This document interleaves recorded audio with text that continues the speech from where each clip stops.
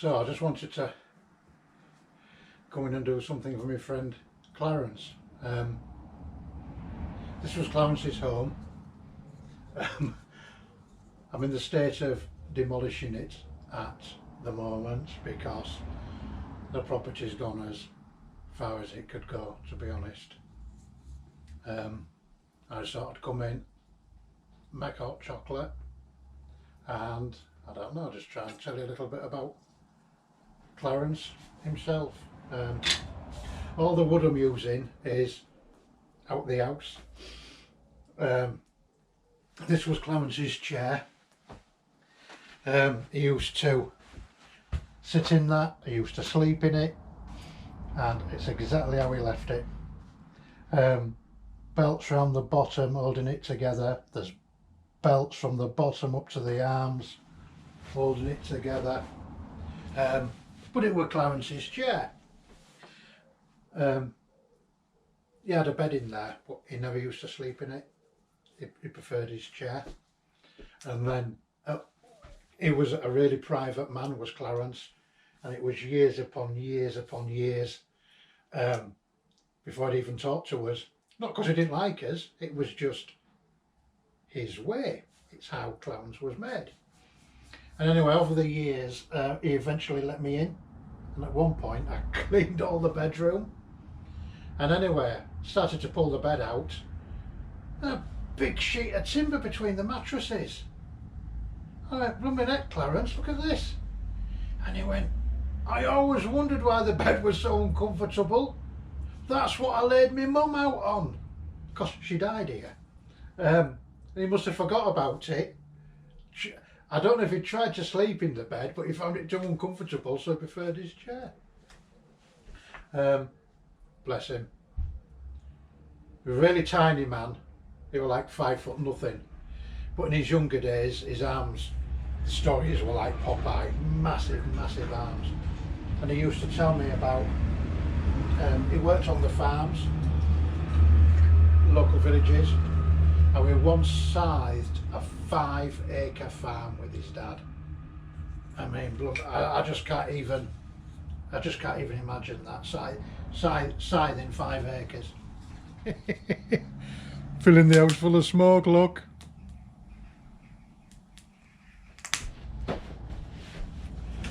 Yeah, back to where I was. He never had any family, but animals and nature were his family. He always has dogs. He used to breed Rottweiler dogs, and I found some fantastic letters, one in particular. You know, people have written to him over the years saying, "Thank you very much, you know, the dog's now 2 and all such as this, you know."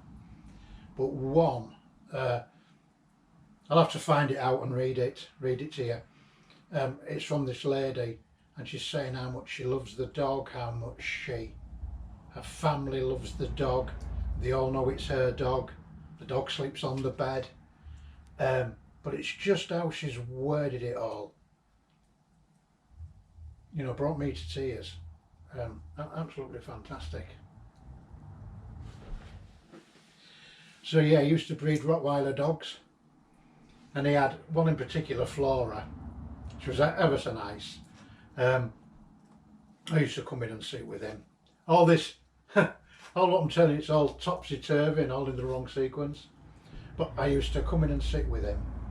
And then one day, this little lad, must have only been 12 or 13, came up the path delivering the free papers. And me and Clarence were sat in the window, and he shouted through the window, "What do you want?" Anyway, this lad, you know, shouted out, "Paper for you, mister." And he went, "Don't want it, bugger off." Anyway, he then got a stick and he hit Flora on her back, gave her a tap. And anyway, she started barking and snarling, and this poor little lad turned round, hightailed it down the path, he about shit his pants. And poor Clarence was sat there, and he only had 2 little teeth, and he just threw his head back like this, across his arms. And he's like this, and I'm sat there saying, "Oh, Clarence, you rotten sod." He'd be sat here, and he'd be laughing his head off. He'd be telling me, "You go for it, lad."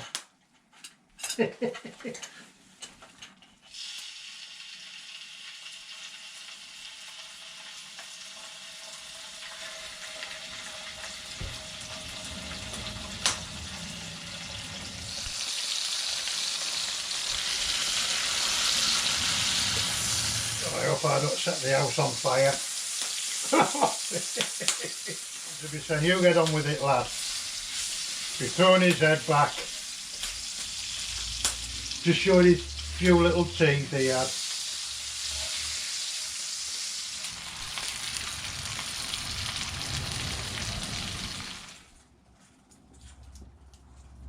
A bit of a mess altogether.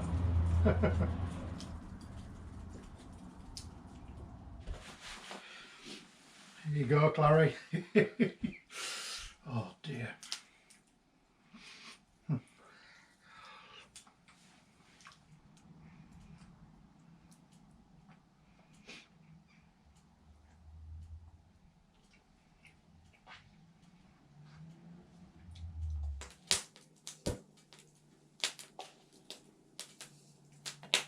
It's a big cup.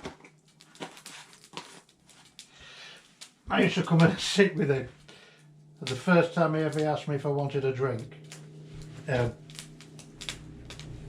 he bought this cup. The inside of it can't have been washed for 30 years. But it's how he was. He wasn't dirty. He wasn't dirty.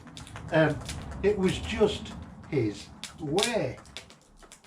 And I used to come in every night and I used to sit and drink these drinks with him. He always made me feel really welcome. Every Christmas he used to make us a big pot pie. And this pot pie was the size of a biscuit tin. But he used to make it out of what he called cold water pastry or water pastry. This pot pie, it was always raw in the middle. It was raw meat. But it wasn't done bad or anything. It was just how he was. All the outside of it were lovely. And I used to come in, he said, "Do you want a piece of pork pie, lad?" And I always used to think, "Oh, I hope I don't get the middle bit." You know, but he was just such a lovely, lovely, lovely man. So gentle. And he spent the last few years of his life living with us next door, me and my second wife, Shirley. He spent the last few years of his life living with us. And people used to say to us, "How can you put up with him?" But it wasn't a minute's bother. Not once. Not ever. But it was funny how he came to stay with us. Been in hospital, he had something wrong with his brain. I can't remember what it was, but I always remember him being in the hospital, being in the brain bit. So anyway, we went to the hospital and we brought him out and we brought him in here, and he never had the fire going. He used to have a little gas fire he'd put on when it were cold, and he'd just sit there with his arms crossed. Yeah, that's another story. He used to sit there with his arms crossed. I'd say, "You warm enough, Clarence?" And he'd go, "Aye lad, aye lad." But it used to be cold in here. And anyway, we brought him in from the hospital, and I looked at Shirley and she looked at me, and we said to him, "You can't stay near Clarence, come spend the night with us." So anyway, he says, "You don't mind?" I says, "No." Oh, that's hot. So anyway, he came in. We didn't have another bedroom at the time, so we set him up on the sofa and he was fine with that. Anyway, the following day I came home from work and he's dressed in all my clothes, bless him, my jumper and my joggers and that lot. And he sat on settee and Shirley was sat there at the other end of the settee, and she said, "Got something to tell you, got some news for you." And I went, "What's that?" "Clarence has moved in." And I went, "Oh, brilliant." And anyway, he looked at me and he went, "Lad, you don't mind?" And I went, "No, no." And he were crying and I was well happy. And he said, "You know something, I've never known kindness like it, lad." And do you know something, it was, Shirley loved him to bits. Just no bother at all. You know, just brilliant. Every time I talk about him, I don't know if my abs all come up in goosebumps, bless him. don't know if I can drink this, it's boiling. I'm going to let this die down a bit. I'm going to cook my tea on that. This is where me and Clarence would sit every evening. I used to come in from work. These chairs haven't moved in about 20 years. They're in exactly the same place as the day Clarence came out. Never ever moved them. I'd come in after work, just spend an hour here. I'd sit here and he'd sit there and we'd have a drink. We'd just look out like this. And just put all the world to rights. This is the first time I've sat here in all that time, 20 years, with my pal here.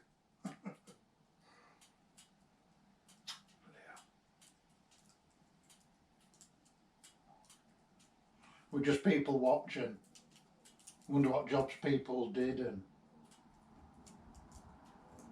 we always used to say how dogs used to look like their owners, and how people walked, funny walks, and just all sorts of stupid stuff. You know, and it was my routine. Before I even went in, I used to come here. And it was a lovely, lovely routine to have.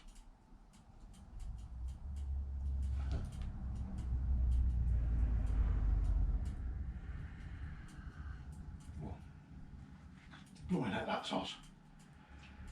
All my cups just covered in soot from me. Oh, fire over there, I can't get my lips on it.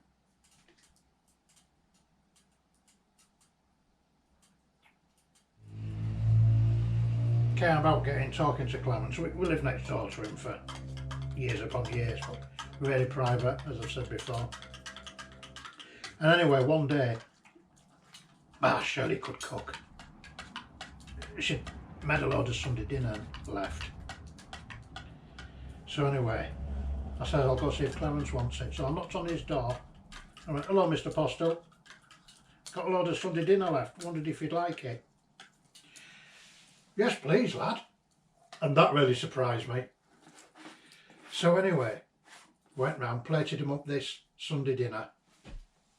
And my son James followed behind me. So we had a tray with a Sunday dinner on, and then James used to bring a plate of Yorkshire puddings and carry this gravy, and Shirley used to make a dozen Yorkshire puddings because his dog used to eat them. And anyway, this went on every Sunday, but we were never allowed in, couldn't come in, but we used to hand it to him at the back door, and the plate always used to come back spotless, but he hadn't washed it, but he had a gift. He could get a knife and scrape up all gravy off his plate. It's fantastic to see him. And anyway, he got concerned about neighbours seeing us coming out every Sunday and coming from the front of the house and up the road and up the drive. So he says, "Do you think we could make a walkway through at the back?" And I went, "Yeah, I suppose we could." So I made this walkway through from our garden to his, and it were like that. Must have been a year. Every Sunday, he used to go around the villages doing pantomimes. And anyway, him and his mates, he made a pantomime cow, and its eyes were light bulbs. And they connected it to a battery so its eyes lit up. But then they also, what else did they do?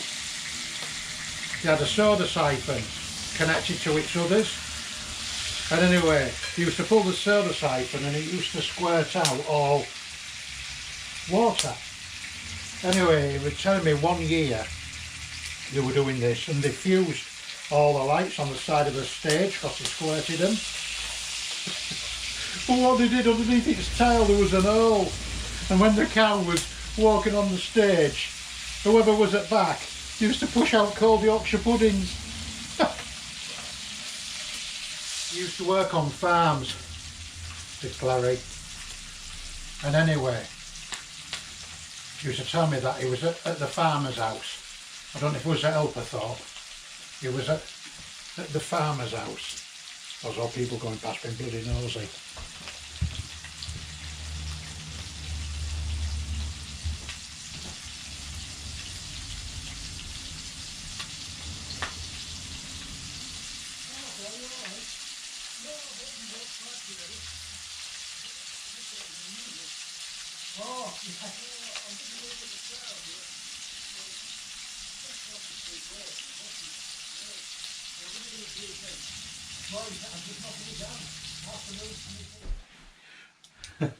I should have kept my camera running. Fell outside walking backwards and forwards. So I went out. I went, can I help you? Anyway, he didn't seem to be nosy, he seemed interested, so he's been in. He's had a bit of a time, his blooming food were going and he was laughing his head off, and then he went out. Then he brought another fella back in. So I've had quite a few people coming in. Don't normally like that.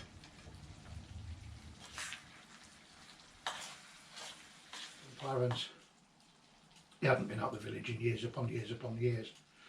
And one morning got him up at 2 o'clock. I wake up, Clarence. What time is it? 2 o'clock, get dressed. So my mate Matthew from next door to me. Yep, Clarence, get dressed. And anyway, Shirley, she'd made us like a breakfast pack up. Anyway, we got Clarence in the car. By 7:30, we was on the banks of the River Thames down at Battersea Power Station car park. We had the most fantastic day. And he was in his wheelchair. We wheeled him all the way around the Italian gardens. He were down by Hyde Park, he were feeding squirrels, he loved it. I was working in London at the time, so I knew quite a few areas. So I drove him all around London for a few hours looking at sites and everything. We had the most amazing, amazing day. But I always remember him having a wee in a bottle, he needed a wee. God, it stunk. It must have been 200% proof or something. Wasn't alcohol, but boy, we could have run the car on it. I was going through his pictures and that one found some pictures of his mum, Harriet. And anyway, I felt a bit of a bond to her. Don't know why, but I did. And I wanted to thank her for, I wanted to do something because I was knocking the house down and it was going on to a new start for something else. And I wanted to thank her for having Clarence, because without Clarence I wouldn't have got all this. So anyway, I wanted to do something, so I went to the graveyard and I walked all the graves looking for a postal. I couldn't find anything. So anyway, I knew they were from Helperthorpe. So anyway, I went on the internet and I went to a site called Find a Grave. Typed in Helperthorpe and postal and it came up with 2 graves. Anyway, the first grave, I'll show you a photo. The first grave wasn't theirs. And the second one, the writing was so worn, you couldn't make it out. So I thought I need to go and have a look.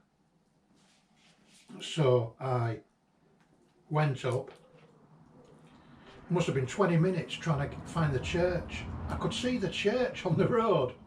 I couldn't find the entrance. I was up and down, up and down.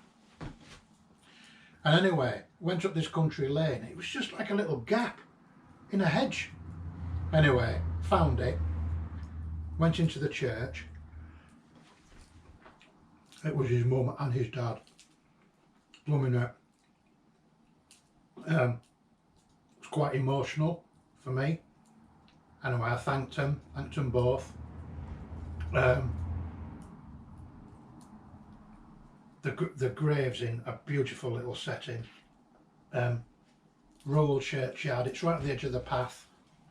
all trees round it and everything, and a bit of a countryside view. It's really, really lovely. So on Tuesday they're coming to disconnect the electrics here, so there'll be no power gone, and then at the weekend I'm knocking the house down to the ground. So as a bit of a final thing, I've ordered some flowers for the grave, so I'll go collect them Tuesday, and then I'll take them up and put them on his mum and dad's grave, just to say thank you very much, and I'll have a bit of a moment, no doubt. Just felt the right thing to do for me. It was her home. I don't know if his dad ever lived here, because he never really mentioned his dad. You know. When he left me this house, I was at work. And Shirley rang my ex-wife. She says, "He's given you it all." I went, "What?" "He's given you it all." I says, "Who has?" She went, "Clarence." I didn't get what she meant, because he wasn't dead. She went, "He's given you it all." I says, "Who?" "Clarence." I said, "Giving me what?" She went, "Everything." And I couldn't grasp on, because, like I say, he wasn't dead, he was alive, and I didn't have a clue what she was on about. She was everything. And I says, "Well, Shirley, I've no idea what you're on about." And what he'd done, he'd got Shirley to take him to the solicitors, and he signed everything over to me. He gave me it all. So anyway, I came in, I was in tears, and he was in tears, and he said, "Lad," he says, "I know it'll always be looked after, and I've never known kindness like it." And I just couldn't grasp it. Like I say, he wasn't dead. Well, that's how I came. That's how I came to get this in the garden. And I've loved it here. I used to do the gardens when I lived here, because they were all overgrown. And I got it where you could get out in the gardens again every day, and because it was just all, he couldn't do it. It was just all nettles and dandelions and brambles and everything else. And they used to be so beautiful, because they used to have market gardens over the road at Manor Garden. And the gardens here used to be so beautiful.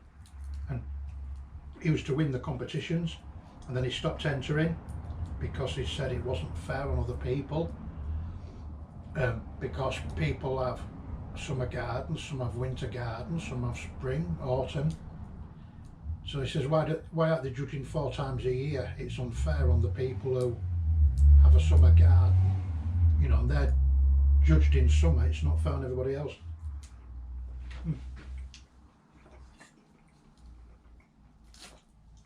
So he stopped entering them. And I've got some slides of the gardens, and they're staggeringly, breathtakingly beautiful.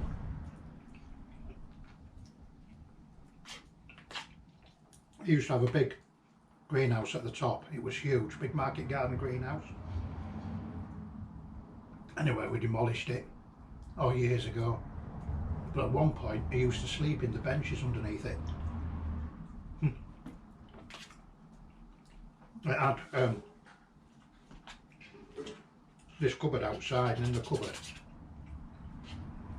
there was a big central heating boiler, big gas boiler, and the greenhouse was all gas powered. Massive 2-inch pipes. Hold on, not eating very well today.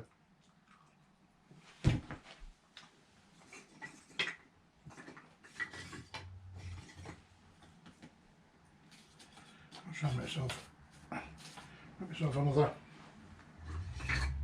hot chocolate in a minute. I used to be organist at Helperthorpe Church. And in here on the wall up there was a big brass light fitting. I don't know if it used to have candles in it, and I believe it was from the church. I only thought that because that's what it looked like. So anyway, I went to the church, asked them if it was theirs. They didn't know because they haven't got anything old in the church anymore, because they said it had all been sold over the years. So I said, if it's yours, you can have it. Anyway, Reddy took my details, my email, my phone number. She says, I'll get back in touch with you, but never heard a thing. When I go, I'm taking some flowers up for his mum. His mum's grave. When I go, I'll ask him. Clarence used to judge village shows where they did like baking and vegetables and flowers and everything. And anyway, he used to tell me that they do lots of face judging. It's not about what you've made or how nice it is, it's who you are. And anyway, there used to be this woman every year. She used to make these cakes, and he used to say they weren't always the best, they weren't always very nice, but every year she used to win, and he never knew how. Anyway, he then sussed it out, and what he did this particular year, he picked her cake up and swapped it for somebody else's. Anyway, the person he swapped it with, they won instead, and this woman were furious. And what it was, it was a particular doily, and apparently the judge was going with this woman, and he always recognised the doily, so he'd give her first prize until Clarence swapped the doily. And then he used to do a lot of judging with his dogs, a lot of showing with his dogs. And anyway, he wrote something into the dog magazine on about face judging one year, and somebody responded and called him hairy old chestnut. I've got the magazine somewhere. I have to find it out, but I've kept a lot of things, you know, with memories and things what he used to tell me, what you know, I'm able to put two and two together. You know, I don't want him forgotten about. Not while I'm alive anyway.